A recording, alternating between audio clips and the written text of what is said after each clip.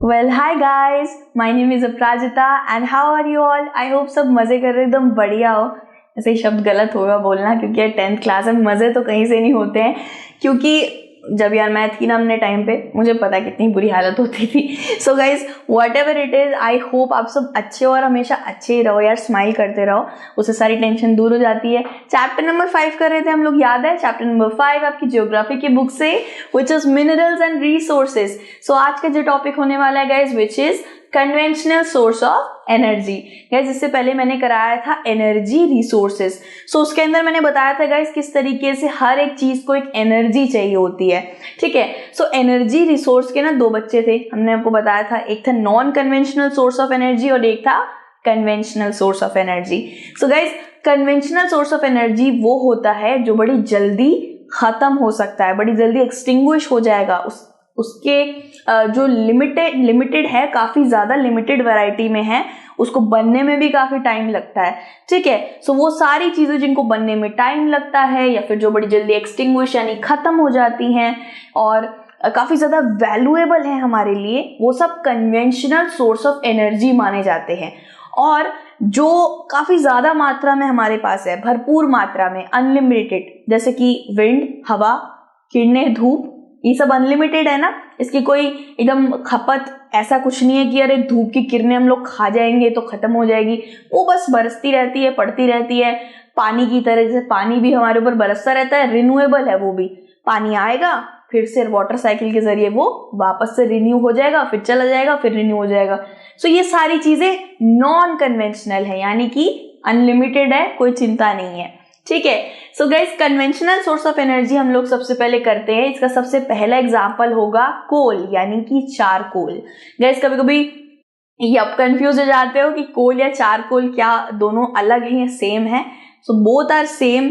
अलग अलग कंट्रीज में किसी को कोई कोल बोलता है, इंडिया में बेसिकली इसको चारकोल ही बोलते हैं, जिसको हम हिंदी में कोयला भी बोलते हैं। गाइस इसके क्या क्या यूजेस है, सबसे ज्यादा तो ठंड में जलते हुए देखा है मैंने और सबसे ज्यादा खाना सीखते हुए देखा है। So first use is cooking में इस्तेमाल होता है, वैरिड, बहुत ज्यादा मात्रा में, okay. And guys most abundantly available है ये इंडिया के अंदर, अबंडेंट यानी कि भरपूर मात्रा में। ये एक फॉसिल फ्यूल है, यानी कि खनिज। बेसिकली फॉसिल फ्यूल्स में क्या क्या आते हैं? Petrol, natural gas and coal, charcoal, ठीक है। So guys it is use for power generation, इसको पावर जनरेशन के लिए इस्तेमाल करा जाता है। बेसिकली क्या होता है ना गाइज, दो तरीके से इलेक्ट्रिसिटी बनाई जाती है, एक तो पानी के जरिए और एक पेट्रोल, नेचुरल गैस और ये चारकोल को जलाकर। तो ये पावर जनरेशन यानी कि इलेक्ट्रिसिटी बनाने में भी इस्तेमाल होता है, to supply energy to the industry as well as for domestic needs. Guys हम इसको बहुत ज्यादा डोमेस्टिक नीड्स के लिए इस्तेमाल करते हैं, जैसे कि खाना बनाने के लिए, रोड बनाने के लिए। जो टार देखा है ना आपने, जिसपे चिपक जाए बंदा तो भाई हटे ही ना, वो जूता चिपका ही रह जाएगा। सो वहां पे टार के अंदर भी ये चारकोल इस्तेमाल होता है, ठीक है। सो गाइज चारकोल बहुत सारी चीजों में इस्तेमाल होता है, बट बेसिक चीजें मैं आपको बता दूं, for cooking, for as a fuel, ठीक है। आपने देखा होगा रेलवेज के अंदर चारकोल डालकर ही तो रेलवे को दौड़ाया जाता था, है ना। For electricity generation and for making of roads. And एक और एग्जांपल बता देती हूँ, स्टील मेकिंग में, जो स्टील हमारे यहाँ पे स्टील का कुकर है, मिक्सर ग्राइंडर है, ये सब स्टील के बने हुए हैं ना हमारे घर में, उस स्टील को भी ये कोकिंग कोल से ही बनाया जाता है। यस, यानी कि मेटलर्जिक इंडस्ट्री में के, मेटलर्जिक इंडस्ट्री कौन सी होती है? जहाँ पे स्टील, एलॉय ये सब बनता है, मेटल बनता है, वहां पे चारकोल का भी इस्तेमाल होता है। सो ये 5-6 मैंने आपको बेसिक यूजेस बता दिए, ओके। अब यहाँ पे देखिए एक फोटो है गाइस, इसको पीट कहते हैं। क्या कहते हैं? PEAT, पीट। अब बेसिक ये पीट वर्ड कहां से आ गया अभी? तो यार एक बार ये चीज तो बनना, मतलब जानना बनता है कि चारकोल बनता कैसे है, ठीक है। सर सब कुछ जान लेंगे भाई, पावर जनरेशन करता है, ये करता है, वो बनता कैसे यार, ये फॉसिल फ्यूल कैसे कहला रहा है? सो बेसिकली बात ये गाइस, जो डेड प्लांट्स होते हैं ना, not animal, only dead plants के बारे में बात हो रही है गाइस। डेड प्लांट्स जो होते हैं, जो स्वैम्स होते हैं ना, दलदल, उसके अंदर जो डेड प्लांट, मरे हुए जो प्लांट्स होते हैं, उसके ऊपर लेयर ऑफ डर्ट चलती चली जाती है, रॉक्स चढ़ते चले जाते हैं, धीरे धीरे करके वो करते करते ऐसे अंदर एकदम डीप बरीड होता चला जाता है पृथ्वी के अंदर। याद रखिएगा गाइस कि कोल फॉरेस्ट के दलदलों में ही बनता है, किसी दलदल के अंदर ही इसको बनाते हुए, मतलब बनते हो तो किसी ने नहीं देखा होगा, बट यस, बनता दलदल के अंदर ही है, ठीक है।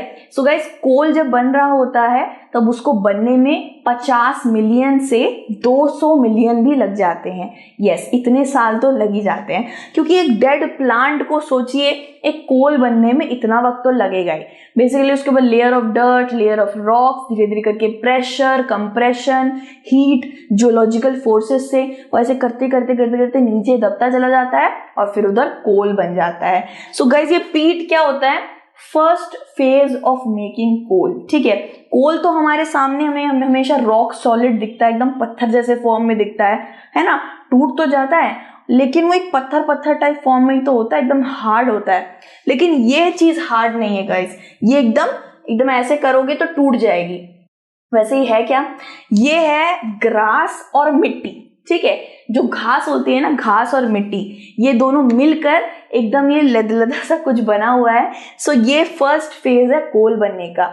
सबसे पहले घास और मिट्टी या डेड प्लांट्स कुछ इस तरीके से ही सॉइल के साथ मिल मुला के कुछ इस तरीके से ही दिखते हैं। इसके अंदर काफी पानी है गाइस, इसके अंदर मॉइस्चर कंटेंट है, थोड़ा सा भी कार्बन नहीं है, ठीक है। सो ये अभी जस्ट नया फेज स्टार्ट ही हुआ है चारकोल बनने का, कोयला बनने का। सो इस full of moisture, full of grass and मिट्टी के इस पदार्थ को आप पीट कह सकते हो, ठीक है। एकदम ऑर्गेनिक मैटर की तरह लग रहा है ना, आपने देखा होगा खेतों के अंदर से ऑर्गेनिक मैटर पड़ा रहता है, ये अभी वैसा ही लग रहा है। लेकिन ये कोयला नहीं है पूरी तरीके से, कोयले के बनने का फर्स्ट फेज है। कुछ इस तरीके से ही गीला गीला रहता है, लेकिन ये गीला गीला कोयला अभी पूरी तरीके से कोयला नहीं बना है, ठीक है, फर्स्ट फेज। सो बेसिकली फिर धीरे धीरे करके और डीप बरीड होता चला जाता है और नीचे नीचे जाता रहता है, एंड बनने के बाद after a long process of time फिर ये हमें चारकोल बन के निकलता है, ठीक है। सो गाइज, बेसिकली मैंने आपको बता दिया इसके क्या क्या यूजेज थे और पीट को क्या बोला जाता है, क्योंकि आपके बुक के अंदर ये वर्ड है पीट, मैंने समझा दिया है। अब यहाँ पे हम बात करते हैं गाइज कोल के बारे में थोड़ा और। हमें लगता है कोल सिर्फ काले रंग का ही होता है, लगता है ना यार, सिर्फ चारकोल सिर्फ काले रंग का ही होता है, लेकिन नहीं यार, काले हैं तो क्या वो दिल वाले हैं, और भी बहुत सारे रंग होते हैं इसके। जैसे फॉर एग्जांपल ब्राउनिश कलर होता है, हल्का सा येलोइश होता है, ग्रे कलर भी होता है, थोड़ा रस्टेड कलर भी होता है। गाइस, रस्टेड कलर आपने देखा होगा, हल्का ब्राउनिश ब्राउनिश इस तरीके का। सो इसके बहुत सारे अलग अलग कलर्स भी होते हैं। अब कलर कैसे अलग हो रहे हैं गाइस? किसी को ज्यादा कंप्रेशन मिला है, किसी को ज्यादा गर्मी मिल गई है, कोई बहुत ज्यादा नीचे डीप बरीड हो गया है, तो सबके अलग अलग कार्बन कंटेंट रहते हैं, ठीक है। जैसे कि मैं आपको एक चीज बता दूंगा, इसकी कोयले में बहुत ज्यादा कार्बन होता है, ओके। कार्बन, प्योर कार्बन होता है उसके अंदर। अगर आप उसे जलाओगे तो वो होता तो भारी है, कोयले को जलाने के बाद वो भारी भारी टाइप ही लगता है, लेकिन हमने देखा है ना किस तरीके से वो भारी कोयला जलने के बाद पूरा ऐश बन जाता है, राख बन जाती है ना। जैसे किसी बड़े से पेड़ को लीजिए, उखाड़ के उसको एकदम उठा नहीं पाएंगे अब, क्योंकि वो इतना भारी भरकम पेड़ होता है। या फिर एक पौधा ले लीजिए, लेकिन जब आप उसको जला देंगे तो बिल्कुल ऐश ऐश बन जाएगा और बहुत हल्का हो जाएगा। सो कोल के साथ ऐसा ही होता है गाइस, कुछ इस तरीके से बहुत भारी भी होता है एंड देन बाद में उसका वेट कम हो जाता है। अब हम बात करते हैं अलग अलग तरीके के कोल की। सबसे पहला नाम आता है गाइस लिग्नाइट, ठीक है। सो लिग्नाइट एक बहुत लो ग्रेड कोल है, ये ब्राउन कलर का कोल होता है। लो ग्रेड यानी कि इतनी जल्दी आग नहीं पकड़ेगा, इससे ज्यादा अच्छा स्टील नहीं बनेगा, इससे ज्यादा जल्दी खाना नहीं पकेगा, खाना बनाने के लिए एकदम बेटर नहीं है, क्योंकि आग ही नहीं पकड़ेगा इतनी जल्दी। ऐसा क्यों गाइस? क्योंकि ये बहुत सॉफ्ट होता है, इसके अंदर पानी होता है। अब किसी चीज में पानी हो तो उसमें आग लग सकती है क्या? अगर मैं किसी गीले से कपड़े के अंदर आग लगाने की कोशिश करूं तो शायद वो नहीं जलेगा। सो बिल्कुल कोल के साथ भी ऐसा ही है गाइस, ये कोयले के अंदर थोड़ा पानी रहता है, सॉफ्ट रहता है और हाई मॉइस्चर कंटेंट रहता है। सो ये कुछ चीजों के लिए इस्तेमाल नहीं कर सकते हैं, बट या मेटलर्जिक इंडस्ट्री इसको इस्तेमाल करती है। ओके, सो ये करती होंगी, मॉइस्चर हटा देती होंगी, उनके तो अलग अलग साइंटिफिक प्रोसेस होते हैं, तो इस्तेमाल हो जाता है, but it is low grade. ठीक है, coal that has been buried deep and subjected to increase temperature is bituminous coal. Next coal की बात होती है गाइस, जिसका नाम है ब्यूटिमिनस कोल। ये कोल बहुत हाई ग्रेड कोल कहलाया जाता है, कुछ इस तरीके से दिखता है। आप देख रहे हो किस तरीके से एक कोल जिसमें पानी ज्यादा है, दिखने में सॉफ्ट है, इसको हमने ज्यादा टाइम भी नहीं दिया बनने में, कुछ इस तरीके का दिखता है। लेकिन जिसको आप बिल्कुल सूखा दोगे, इसमें पानी बिल्कुल नहीं है, कार्बन की मात्रा ज्यादा है, बनने में भी आराम से उसको टाइम मिला है, तो कुछ इस तरीके का कलर हो गया, बिल्कुल कोयले जैसे मिलने में है।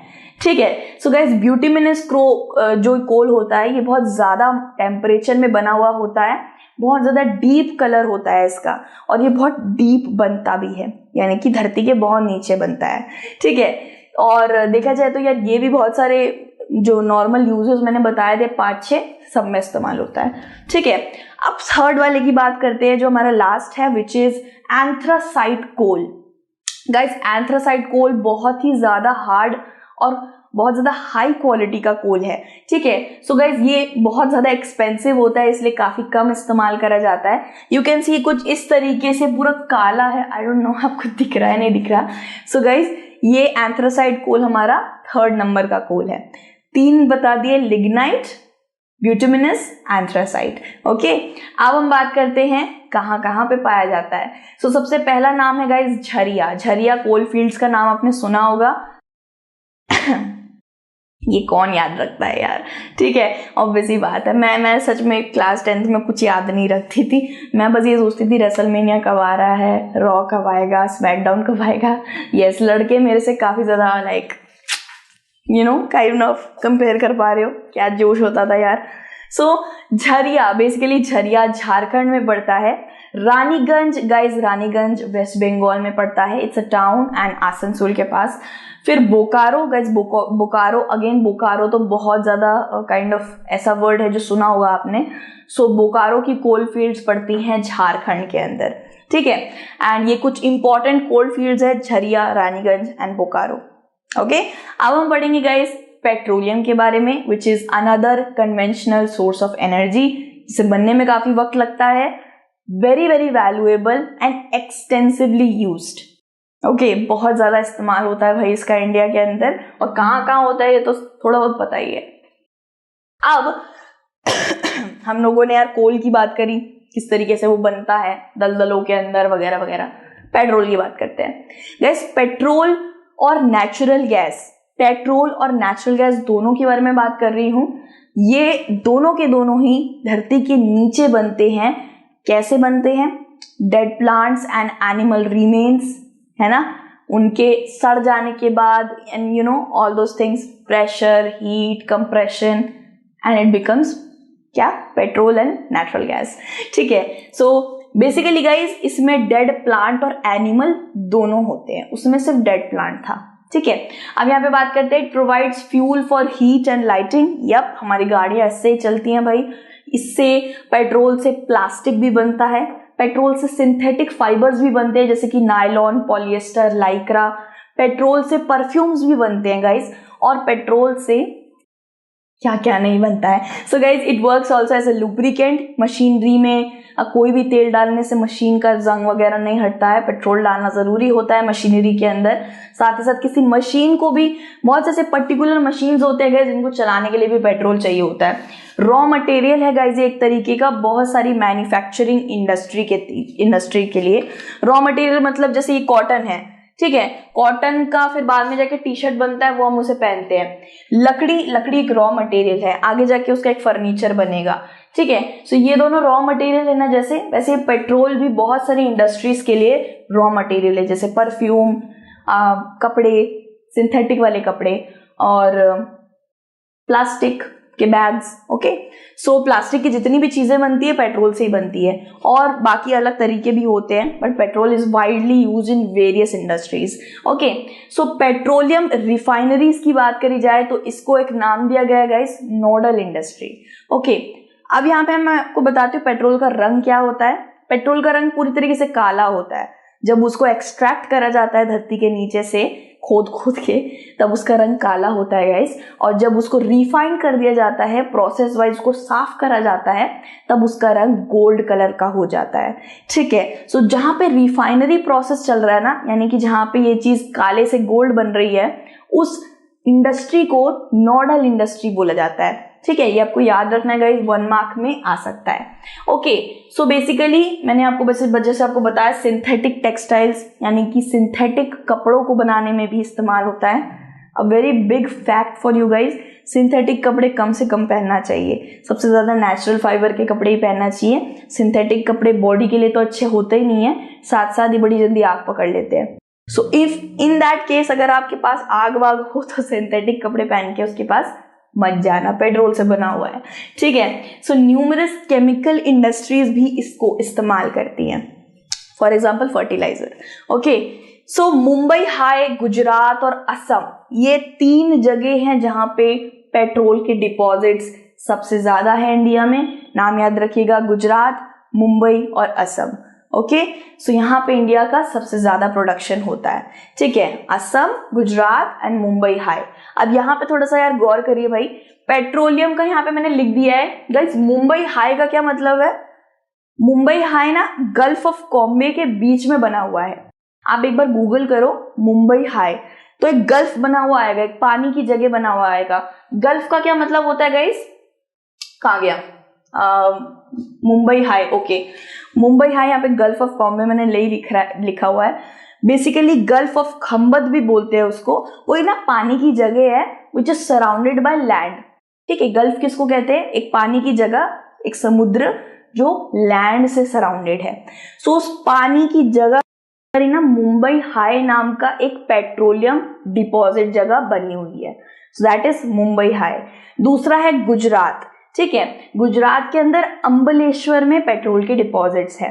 फिर बात आती है इस असम की, तो असम में बहुत सारी जगह है जैसे कि मोरान, हुग्रियान।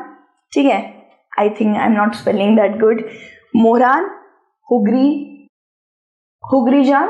ओके, सो देख लेना यार, एक बार स्पेलिंग देख लेना, दिग्बोई और नहरकातिया। असम में कहाँ? मोरान, हुग्रीजान, दिग्बोई, नहरकातिया। ठीक है, सो अंबलेश्वर इन गुजरात में और असम के मैंने बता दिए, एंड मुंबई हाई, ये 3 जगह हैं जहां पेट्रोल के डिपॉजिट्स हैं, याद रखिएगा। ठीक है, मुझे पता है मेरे बच्चे याद रखते हैं। अब हम बात करते हैं नेचुरल गैस की, हमारा तीसरा conventional source of energy. Again petrol के साथ ही नेचुरल गैस का एसोसिएशन है गाइज, ये इसके साथ ही निकलता है एक्सट्रैक्ट होके। ठीक है, नेचुरल गैस एक बहुत ही ज्यादा important and clean energy resource है। क्लीन मतलब इसमें कार्बन ज्यादा नहीं होता। कार्बन जिसमें भी ज्यादा होता है मतलब वो बहुत पोल्यूशन देगा, मतलब वो हमारे इन्वायरमेंट में कार्बन डाइऑक्साइड की मात्रा भी बढ़ा देगा। किस तरीके से पेट्रोलियम जब जलता है, प्लास्टिक जब जलता है, उससे कितना कार्बन डाइऑक्साइड हमारे प्रकृति में जाता है ना। सो वैसे ही natural gas is very good in that, उसमें कार्बन एमिशन की मात्रा बहुत कम होती है। It means is a good fuel, हम इसको इस्तेमाल कर सकते हैं और इससे ज्यादा कार्बन डाइऑक्साइड हमारी इन्वायरमेंट में नहीं फैलेगा। अब I think most of you guys know guys कि कार्बन डाइऑक्साइड मात्रा ज्यादा हो गई तो हमारी प्रकृति में बड़ी दिक्कतें आ सकती है, हमारे सांस लेने में दिक्कत आ सकती है, उसकी मात्रा कम ही रहनी चाहिए। सो नेचुरल गैस में काफी कम कार्बन है। ओके, इसलिए इसको क्लीन एनर्जी रिसोर्स बोला गया है। आजकल नेचुरल गैस बहुत ज्यादा इस्तेमाल करा जा रहा है बिकॉज इट्स एनवायरमेंट फ्रेंडली। इससे फर्टिलाइजर बनता है, एसी के अंदर, रेफ्रिजरेटर के अंदर भी ये बहुत ज्यादा यूज होता है। सॉरी फॉर दैट यार आ जाती, क्या करें, ढकार वकार यू नो, चाय वाय पी के भुजिया खा के ऐसा ही होगा। ठीक है, सो यार आप भी कुछ खाने पीने का साथ में रखा करो, खाते पीते देखते रहा करो। ठीक है, सो यार power and fertiliser industries are the key users of natural gas. Fertiliser natural gas से बनाया जाता है और पावर बेसिकली नेचुरल गैस गाड़ियों में डलता है। कंप्रेस्ड नेचुरल गैस आप जानते हो, liquid petroleum gas, compressed natural gas, ये आजकल बहुत ज्यादा इस्तेमाल करा जा रहा है गाड़ियों में। ठीक है, सो गाइज ये बहुत अच्छा तरीका है, आप लिक्विड पेट्रोलियम गैस को रिप्लेस करके कंप्रेस्ड नेचुरल गैस इस्तेमाल कर रहे हो, कुछ इस तरीके से लगता है ये। ठीक है, सो इससे काफी ज्यादा बचत होगी, एक तो पेट्रोल हमारा बचेगा, दूसरा बात कार्बन एमिशन भी हमारे कम होगा, ग्लोबल वार्मिंग भी कम होगी। So large reserves of natural gas. अब नेचुरल गैस के बहुत बड़े बड़े रिजर्व्स है, टोटली 3 हैं। सबसे पहले की बारी आती है Krishna Godavari basin. Guys Krishna Godavari basin Andhra Pradesh में पड़ता है, ठीक है। So Mumbai high, again guys Mumbai high petroleum का भी बहुत बड़ा डिपॉजिट है और नेचुरल गैस का भी। Mumbai high again gulf of Cambay में पड़ता है। And third is Andaman and Nicobar. You can take a screenshot of it. आप स्क्रीनशॉट ले सकते हो कि मैंने अभी अभी जस्ट आपके लिए बनाया था, बिल्कुल क्लीन बना के रख दूं, मैंने सोचा था, ठीक है। अब हम समझते हैं नेचुरल गैस की पाइपलाइन सिस्टम कैसे चलती है हमारे इंडिया के अंदर। Are you ready guys? Okay, तो सबसे पहली बात करते हैं गाइस हजीरा। ओके, हजीरा ये जो है गुजरात की सिटी का नाम है, हजीरा, ठीक है। गाइस ये जो पाइपलाइन सिस्टम चल रहा है ना नेचुरल गैस का, बेसिकली मेरे घर में भी नेचुरल गैस का पाइपलाइन लगा हुआ है। सो गैस पाइपलाइन भी लगी हुई है, उसी की बात कर रही हूँ। सो गाइस ये ना state to state, city to city एक पाइपलाइन सिस्टम चलता चला आ रहा है, उसके अंदर नेचुरल गैस जा रही है फ्लो होकर, ठीक है।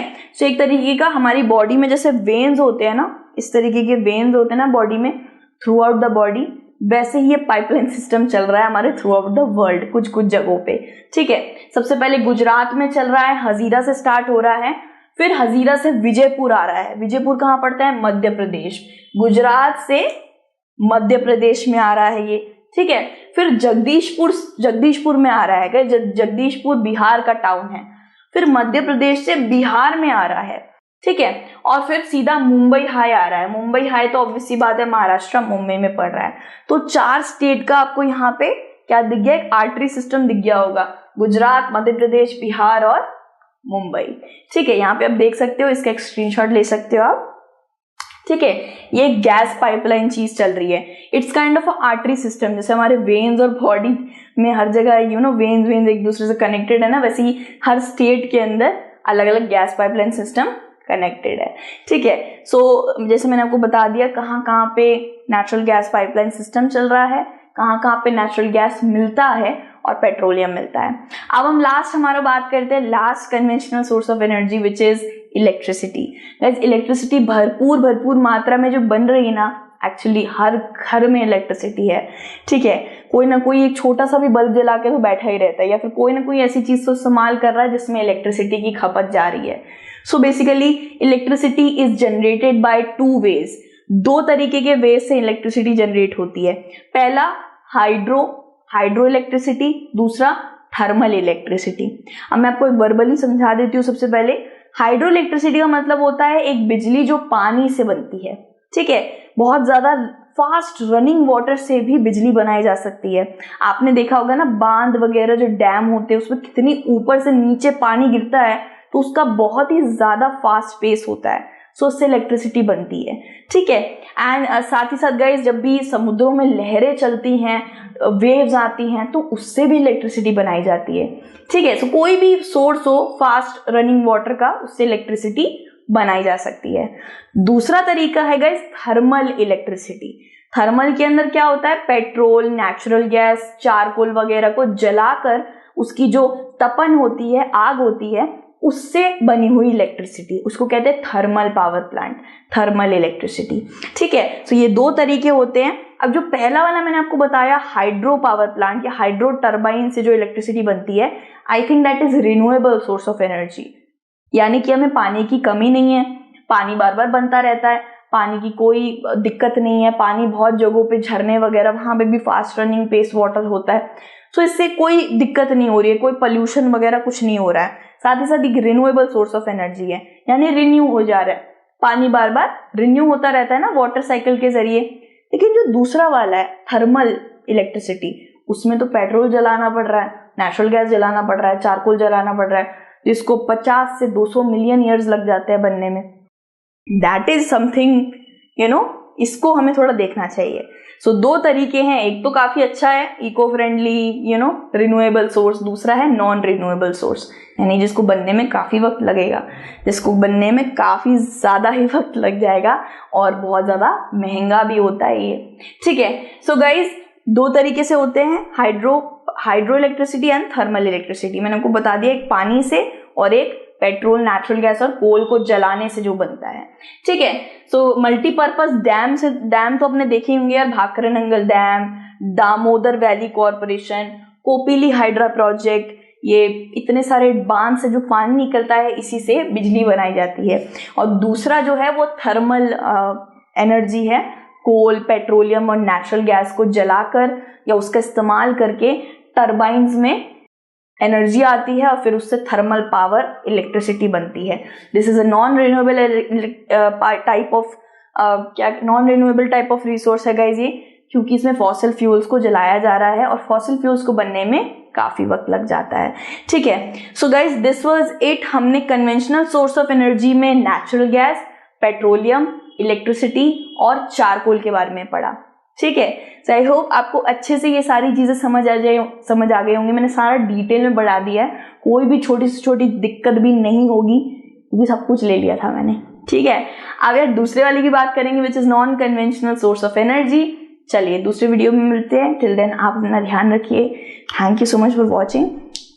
मुझे पानी पीने की जरूरत है वरना मैं तुतला के बात करूंगी। ठीक है, ये हो जाता है ना, ऐसे बोलते बोलते भाई पानी पीने की जरूरत पड़ जाती है। आप भी पानी पी के आओ, कुछ खाकर आओ दूसरी वीडियो में। चलो, जय हिंद एंड बाय बाय।